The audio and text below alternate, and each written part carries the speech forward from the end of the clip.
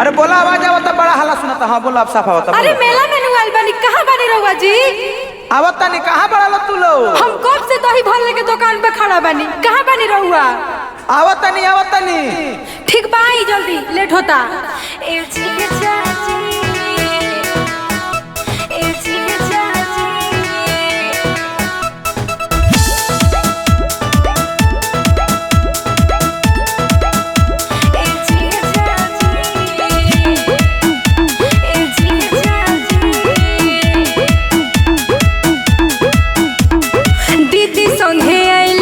घूमे दशहरा बोलिए जीजा के ने देत बनी पहरा। सच बतान कि ना रहुआ? दीदी संगे आइल बानी घूमे दशहरा बोलिए जीजा के ने देत बनी पहरा। लेट होई आवे में तो भेंट होई गाली। ए जीजा जी